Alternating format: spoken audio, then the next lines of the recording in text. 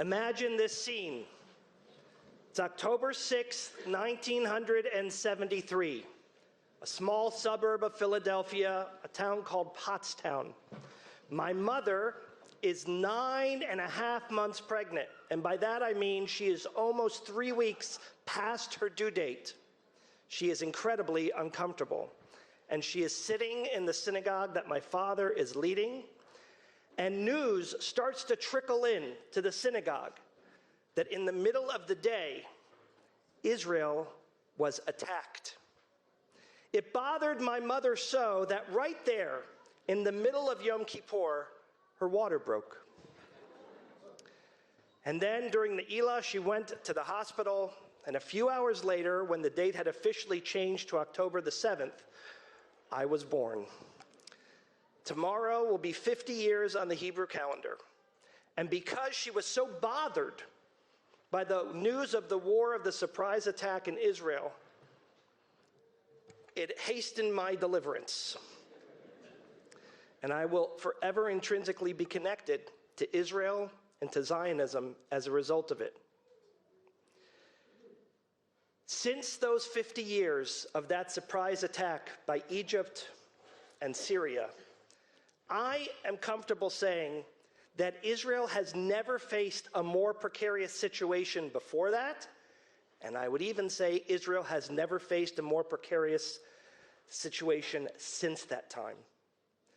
They were caught so flat-footed, so off guard, that the leadership had contemplated fueling the nuclear reactors so that they could defend the state, because Israel doesn't get an opportunity to lose a war and come back again.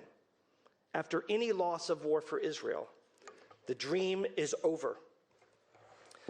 Well, miracles happened. The war lasted for a few weeks, but there was an incredibly hefty toll.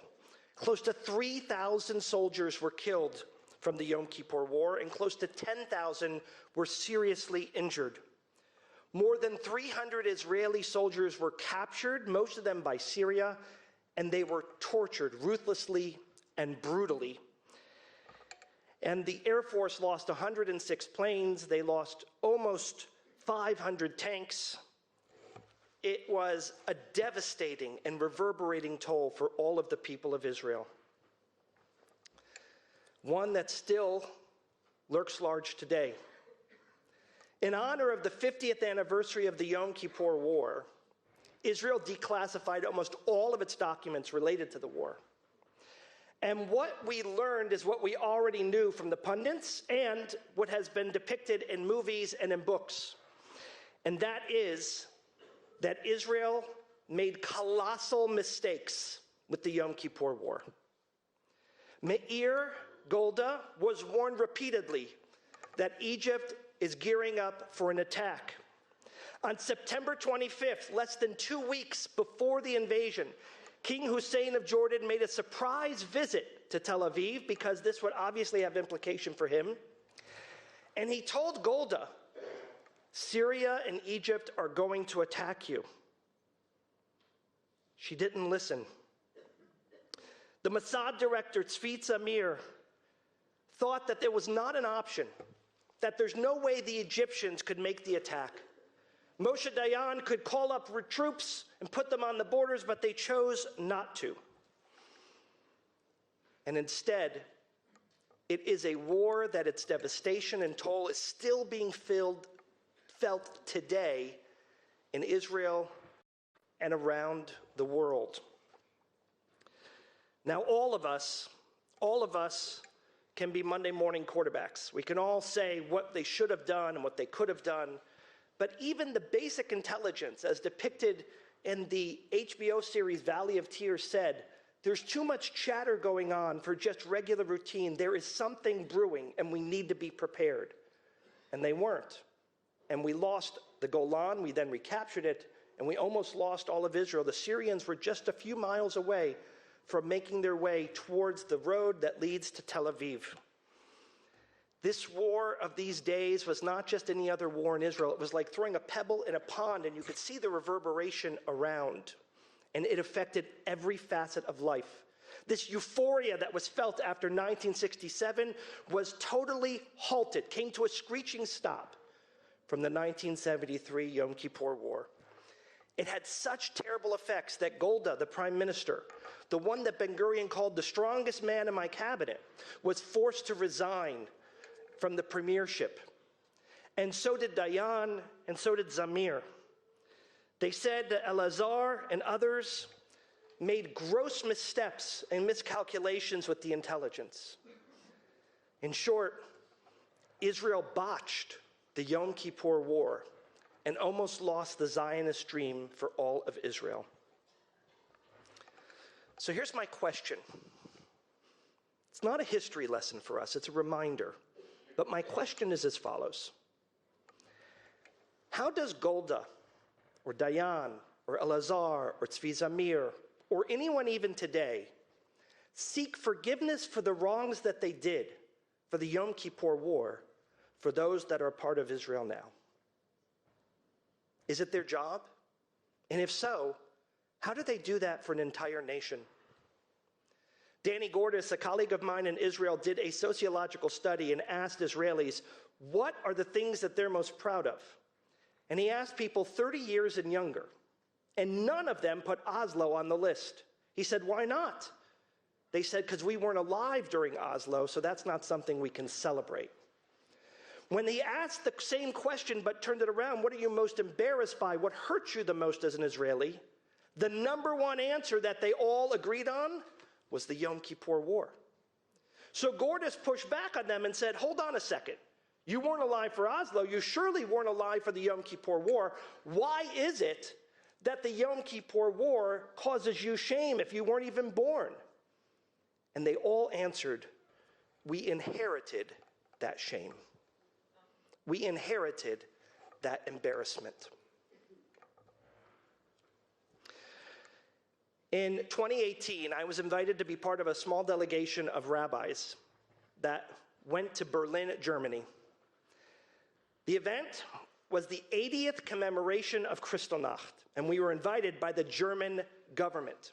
We got to meet with the foreign minister, Merkel, and others, and they rolled out the red carpet for us, and they were quite amazing. There were about 23, 24 of us rabbis from across North America. And our very first dinner there caught me totally off guard. We were meeting with one of the undersecretaries of the ministry, everyone with very impressive titles and entourages.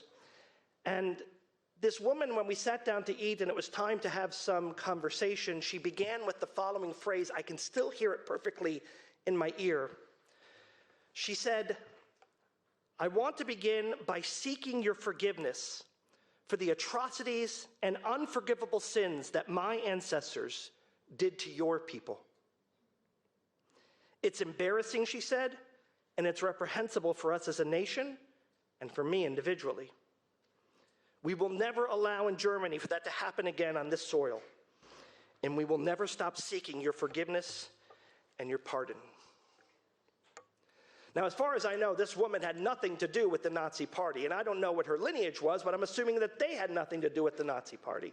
In fact, I think she was younger than I, which might have made her a second or third generation since the Third Reich. But she started off that meeting with that speech, and all of us were dumbfounded. We were floored.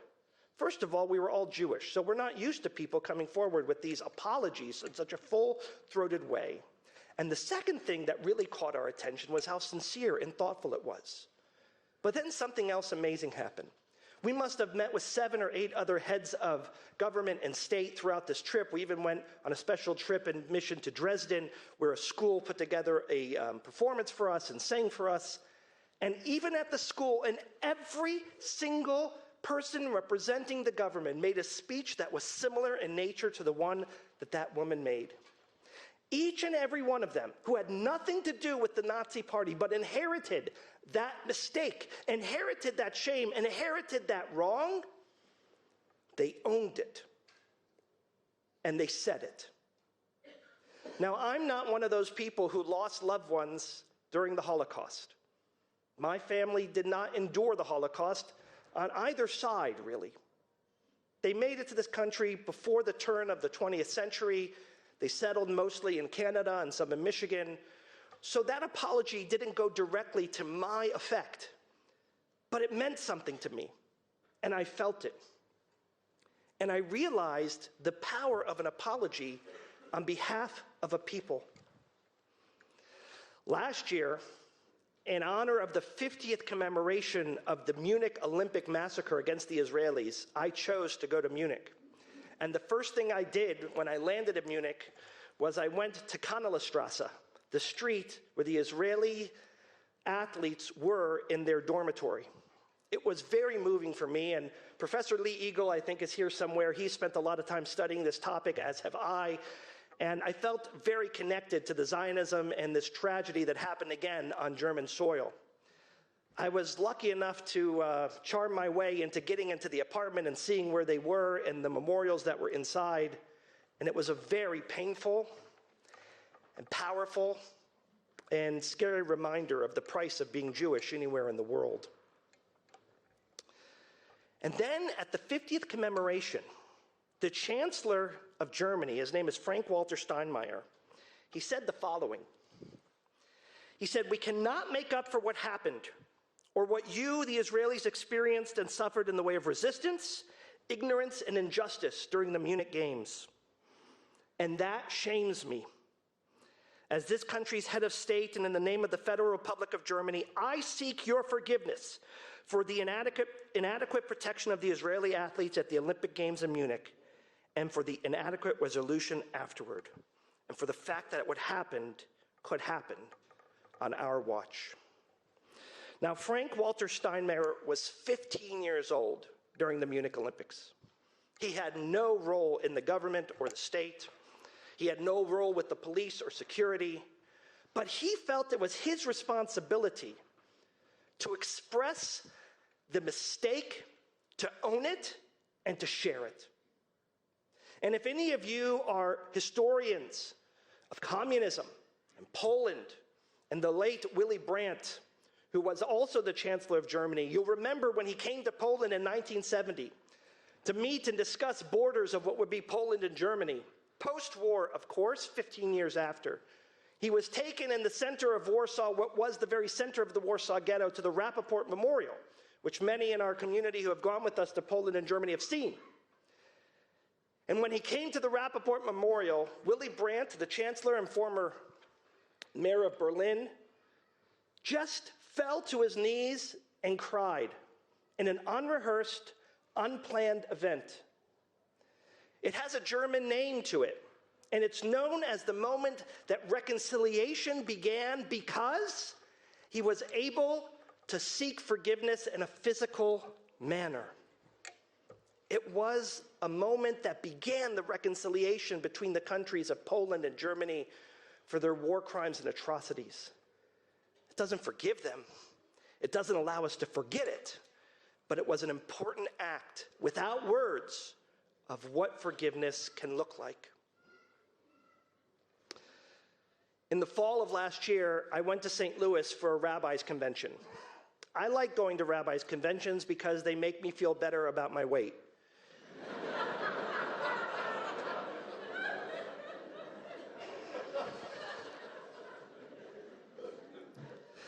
And this rabbis' convention was no different, and I'm catching up with some old friends and spending time with new friends, and they had a new session that they did. And this session was they broke us up into clusters, just 6 rabbis. And most of us had different kinds of rabbinates. Some were at a Hillel, some worked at a day school, some were assistant rabbis.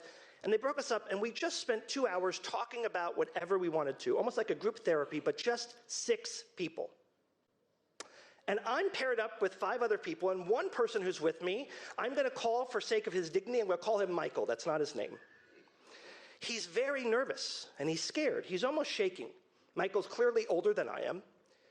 And I say to him, "Are you okay?" And he finally breaks down, and he says in front of the 5 of us, "This is my first rabbis' convention ever." I said, "Oh, when were you ordained as a rabbi?" He said, 1984. I said, "You've been a rabbi since 1984 and you haven't come to a rabbis' convention before?" He said, "No, I've been too scared." I He said, scared? What are you scared of, Michael? It's a rabbi's convention. The only thing you should be scared of is when the buffet opens and getting in the way. He said,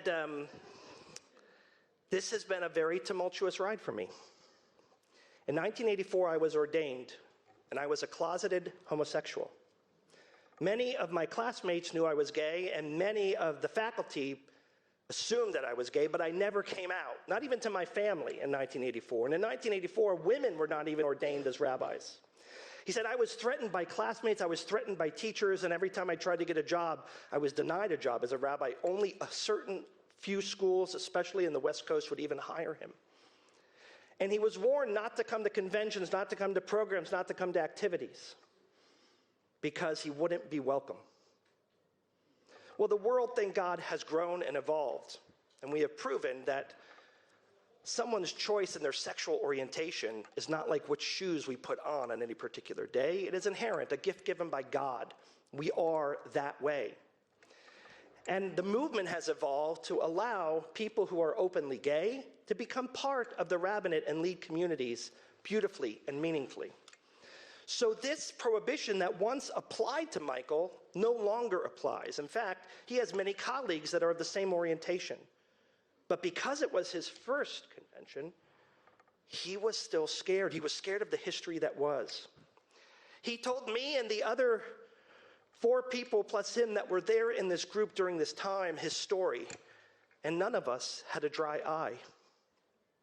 At the end, I hugged him, and so did everyone else, and we let him know he was safe.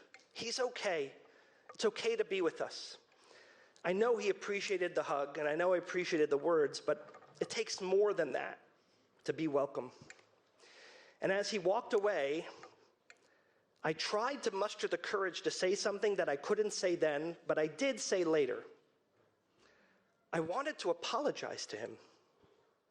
Now, I don't hold any titles in the conservative movement. I'm just a rabbi. I'm a member of one of 2,000. I'm not a president. I'm not a treasurer. I'm not a board member. I don't have an office. I have no roles for the conservative movement. But as a member of the conservative movement, I was embarrassed. I was ashamed. And my heart hurt for what my ancestors, who wore the title that I wear, did. So the next day, I asked if I could have lunch with Michael, and I did. And I said to him, I want to take a walk with you. And we took a walk. And I said, I don't hold any of these titles, but I inherited the shame that is felt because of the way you were treated. And I want you to know how sorry I am. He said, you have nothing to apologize for. And I said, I do, because we can inherit shame. We can inherit things that go wrong and that cause us embarrassment. I hugged him, and we have since stayed in touch. And I sure hope he's coming to our next convention that will be in Baltimore, because the rabbinate is a better place with his leadership and his words. But my heart is still hurting for the years that he felt unwelcome, and for the absence of that formal apology that came from anywhere but the few of us that were representing a greater cause. If you're following the news in the last 39 weeks, surely you have followed the rise of the most radical and extreme government in Israel. A government that was cajoled together by Benjamin Netanyahu with the most extreme so that he could form a coalition and continue to rule. 2 members of this government are the most troublesome: Ben-Gvir and Itamar Smotrich. These 2 people have a very dicey and checkered history. In fact, Itamar Ben-Gvir is such a problematic character in Israel that the army of Israel denied him the right to enlist, as every Israeli is supposed to, because they thought having him in the army and weaponizing him is far too dangerous for the country.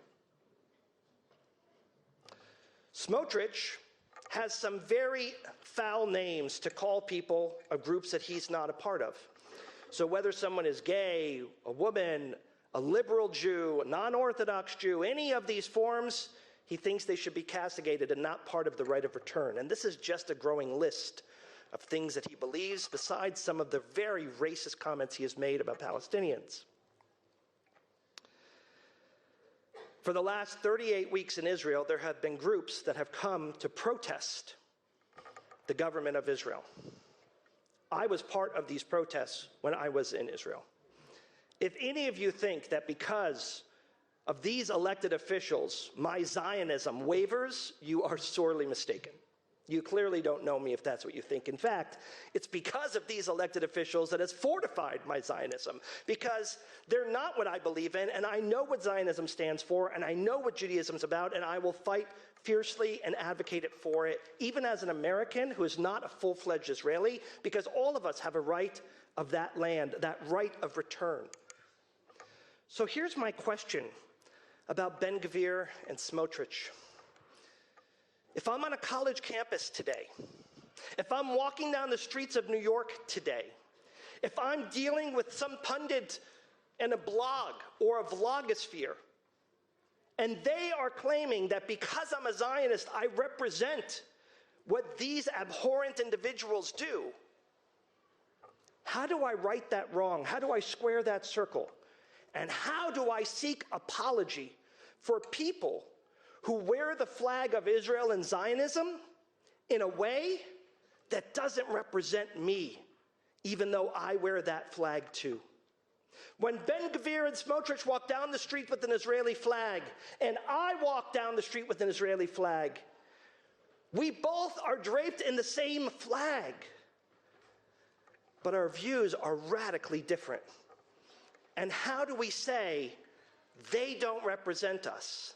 And how do we apologize for the things that they've said and the things that they've done that bring shame to all of those who are passionate Zionists?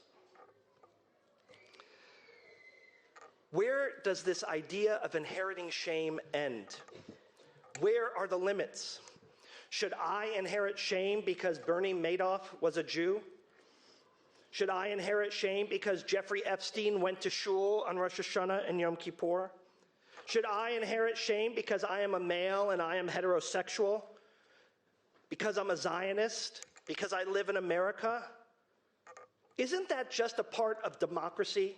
Isn't that what democracy looks like? That the very notion of being draped in democracy means that we have to accept things that we don't agree with, even that we might abhor, and that is democracy, which is another way of saying pluralism.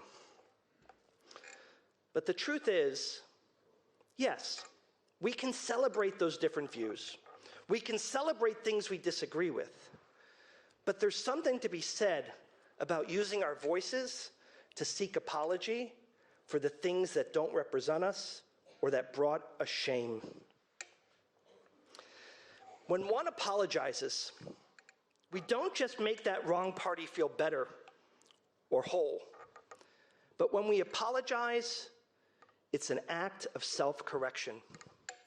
When Willy Brandt falls to his knees at the Warsaw Ghetto Memorial by Rappaport, he is saying, not only by himself, but for the people of Germany, we have done wrong.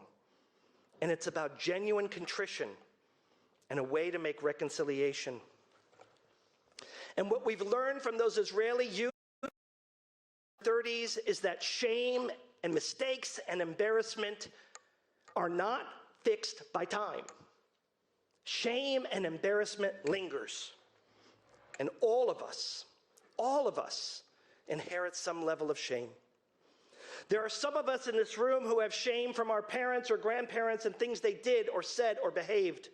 And some of us who inherit shame because we're part of a country that we're proud to be part of, that had parts of its history that were wrong and that we should be embarrassed by, and parts that we need to make better. In the book of the book of Numbers, chapter 35, we are told that when someone dies and we don't know who did it, that there's a ritual that the people who were the leadership of the community had to do. They had to come and they had to chip in together to buy the most expensive heifer that would be sacrificed. And then they would say this prescriptive verse. This verse would say, Yadeinu lo shavchu et hadam hazeh ve'einenu lo ra'u. We didn't cause this blood to be spilled, And we didn't see who caused this blood to be spilled, but we still take sacrifice and hurt for the loss of the blood. I think it's time for us, as Americans, as Jews, as Zionists, on this Yom Kippur, to take some individual responsibility for the communal shame in which we inherit. Because when we do that, it means that we believe in one thing that is the core to any apology. And that means that we put higher value on the person or the group that we are apologizing to than on the very need to be right. I could easily have said to Michael, look, 1984 was a very different place, and the world was different, and laws were different, and the seminary was different. It didn't matter, because I was face to face with a person whose heart was hurt and crushed for years by being passionate to God and to Judaism, and the outlet in which he wanted to be part of was denied to him. Or people who might have had nothing to do with the Shoah, but who inherit that name and title of German, and as a result of it, are castigated and kept away. But when we can seek apology, individually or collectively from those entities, it means we care more about them than we do in the right to justify those behaviors. It's been 50 years since the Yom Kippur War. 50 years since this massive set of mistakes that has left 2 generations riddled with guilt in Israel. So what do we do to fix it? What do we do as individuals when none of us are heads of state or heads of a movement?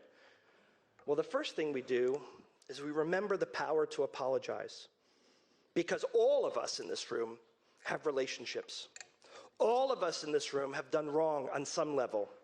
Maybe at work, maybe in a social environment, maybe with family or friends.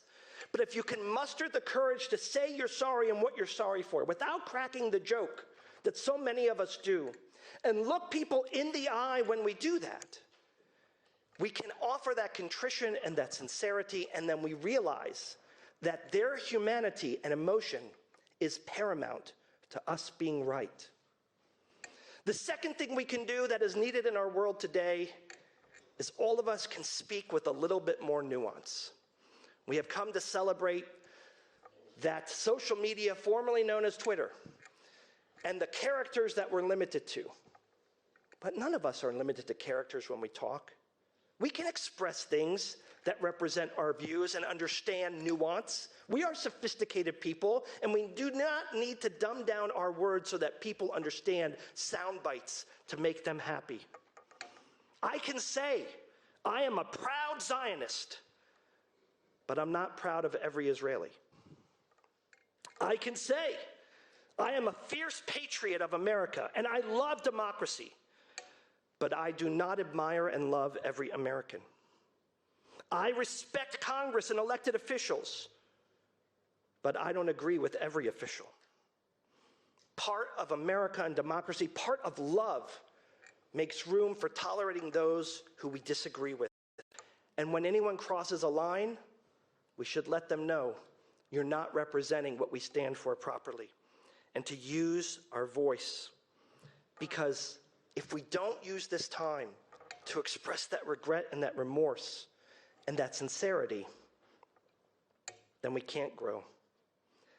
And I have a very simple hypothesis for us. That if we can seek forgiveness for the things that we didn't even do, but that we inherit, well, then I think it will be a lot easier for us to seek forgiveness for the things that we did do. And there's not a one of us in this room who didn't do something wrong in the past year or even the past week.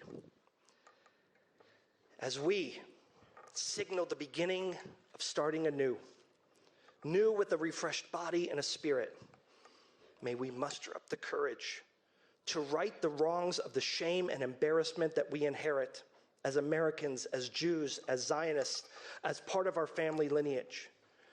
And in doing so, may righting those wrongs, expressing our regret and contrition, allow us to clean our slates better and begin our new year for health and for peace. Amen.